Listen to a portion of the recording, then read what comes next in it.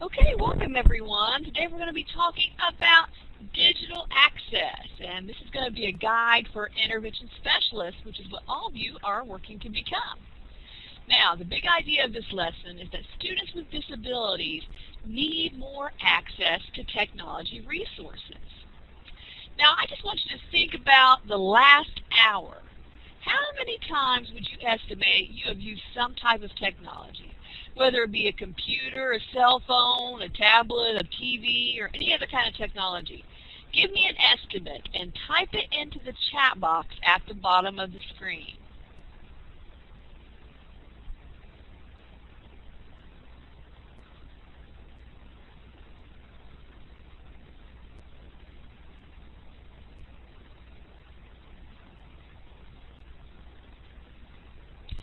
I can see that we have used a lot of technology. You're exactly right.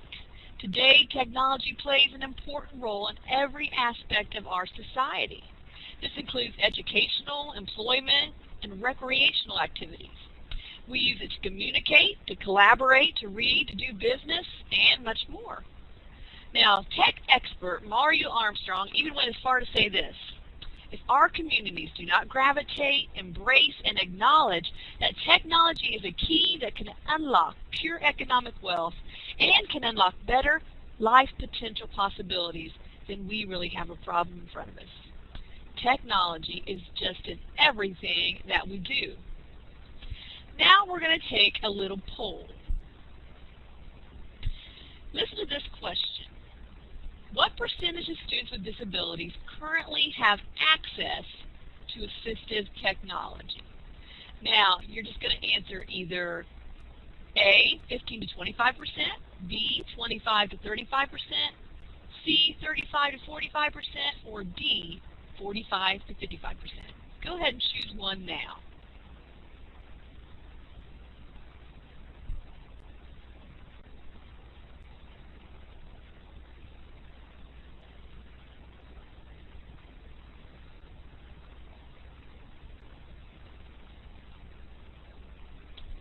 Well, we have a couple different answers. Good job. Well, it's estimated that only between 25 to 35% of students with learning disabilities are being provided with assistive technology to support their instruction and learning.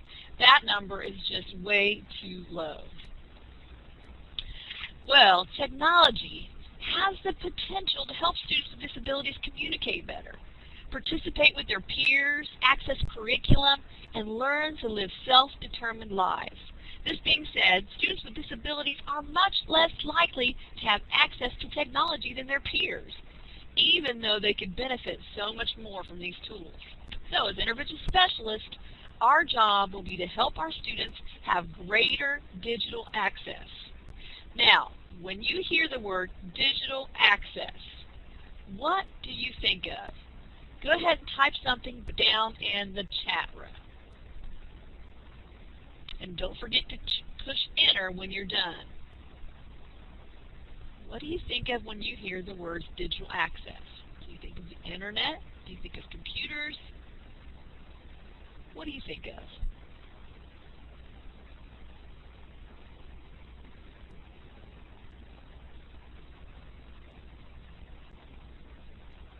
All right, a lot of people do think of the internet, but let's look at what digital access is. Digital access can simply be defined as full electronic participation in society. If all of your students in your classroom are using iPads, that should include even the one with a disability. There should be equal access to technology for every child. How can we prepare children for a world full of technology if we never give them access to technology in school? Well, Craig Watson, a professor at the University of Texas, explained it this way. He said, I think about 10, 15 years ago when we used the term digital divide, we were talking largely about the question or the concern around access to technology. But now, 10 to 15 years later, when we talk about it, I think it's more about participation. Now, I think what he said is so true, because often we have the technology already, we just aren't creating an environment where the students can participate in it. Let me give you a personal example. During my first year as an intervention specialist, I had the privilege of working with an awesome young man in 3rd grade. This young man came into my classroom every day smiling and happy, but he was, however, nonverbal. So after doing some digging, I found that no one had ever given him access to any type of electronic communication device. When I asked more questions, I was told, well, we would have to get district permission to purchase something like that, and it would never be approved. Even though there were computers in the classroom, and there were laptops available for the teachers to check out, and there are free programs available to download that act as communication devices, yet this child was never given the opportunity to use that technology, even though it was right there in the classroom. Now, give me a green check if you have ever seen something like this as you have been teaching.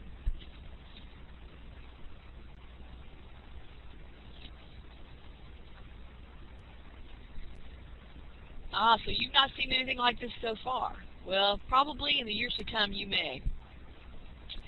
Where our role as intervention specialists will be to advocate for our students, to make sure they have access to the technology that will help them be the most successful in life. What can technology do for a student?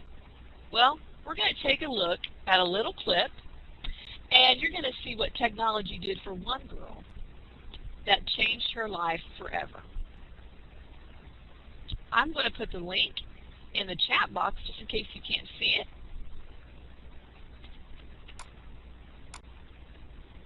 If you can't see it, just let me know in the chat. You don't know what it feels like to be me. When you can't sit still because your legs feel like they're on fire, or it feels like 100 ants are crawling up your arms. How is it that these powerful words came out of this flailing body? People look at me and assume I am dumb, because I can't talk. Okay, if you were Something extraordinary happened to this 14-year-old who was written off as mentally deficient, something that may help unlock the mysteries of a baffling disorder. What do I want? I want to be like every other kid, but I can't, because I am Carly. All right, looks like everyone's seen the video. Despite Well, as you can see from this video, technology opened up a whole new world for Carly. It allowed her to communicate for the first time. So this is how important it can be for our students. Now, there are many different types of technology. Can you think of any assistive technologies that you use now? Think about even this picture. What are some types of assistive technology that maybe you're using now? Go down and type something into the chat box. Don't forget to push enter when you're finished.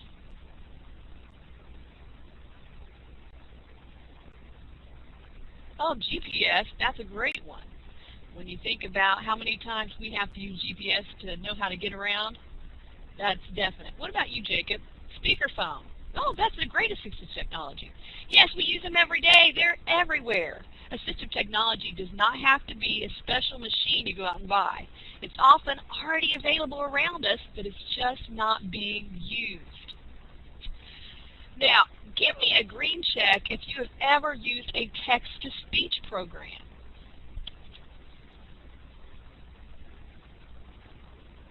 Well, you may not have used one yet, but I've used it on my Kindle before to read to me. Almost every piece of technology these days has this function built in. It's built in on personal computers, iPads, Kindles, and much more. Screen readers on our computers will read the text on a web page to you. Kindles will read your books, and iPads will read the names of apps, and much more. This allows students with dyslexia or visual impairments or many other disabilities to gain access to things like reading books, surfing the internet, or even just catching up on Facebook. Remember, we're providing that access. Now, another thing is alternative input devices. Now, these allow individuals to control technology through means other than using a keyboard or a mouse. Now, these can be things like alternative keyboards or electronic pointing devices. They actually make ones now that you can use eye movements to control a mouse. They can be wands or sticks or joysticks, trackballs, or even touch screens. Give me a smiley face if you've ever seen any of these things used before.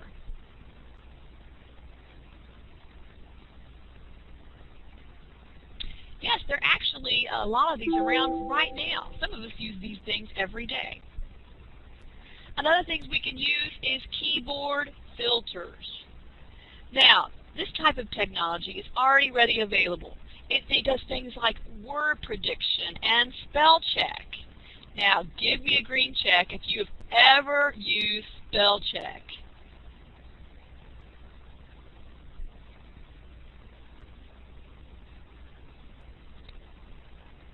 Well, I know that when I'm typing, I use spell check all the time. I need to know that everything I do is spelled correctly. Well, things like word protection software and spell checkers reduce the keystrokes that a student has to make.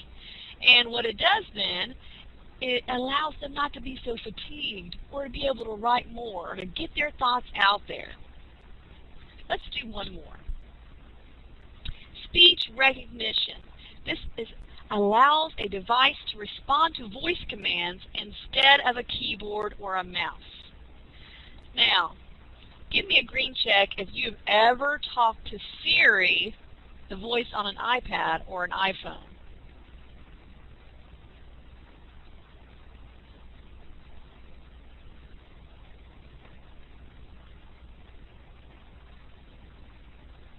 That green check is that fourth icon over.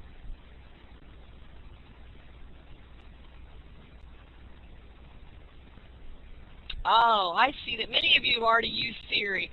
She's very popular, and that's what she is. She is speech recognition software. This type of software is helpful for students with physical disabilities, students with learning disabilities, or even students with dyslexia. For Alex Blackskooks, a 26-year-old woman from Manhattan who broke her neck, speech recognition tools allowed her to continue to pursue her law degree, something she thought she had lost after the accident. Tools like this can open up doors for our students to accomplish things like we have never dreamed of before. Now, we're going to do a little case study. Here is your scenario. You've just been assigned a new 4th grade student. Carrie is diagnosed with dyslexia and dysgraphia. She has very little hand control when using a pencil to write, but she loves to get her thoughts down on paper. What are some ways assistive technology could help Carrie write more? You're going to pull yourself into group room 1, and you're going to use the whiteboard to come up with 2 ways that you could help Carrie. I'm going to set the timer for 5 minutes. Go ahead and pull yourself into group 1.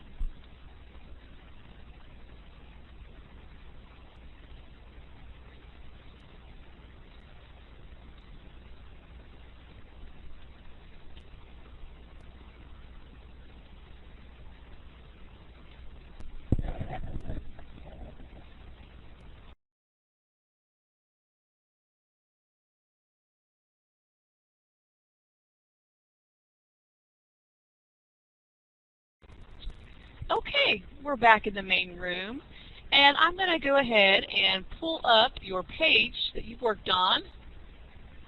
And let's see, Jacob, could you tell us what you decided for your case study? She could use speech recognition software. This would allow her to get all her thoughts in print without causing physical fatigue. She could use word prediction software so she doesn't have to use as many keystrokes. Oh, those are some fantastic ideas. That's great ideas. And see, those are things that we already have around. So we don't have to worry about finding something new or coming up with a different technology or having to buy something. So let's just go to our big idea once more. Students with disabilities need more access to technology resources. Now, those resources are out there. We just have to get our students access. So here are the resources that we use today. Remember, if you have any questions, feel free to email me at julie.hageman@wright.edu. Have a great day.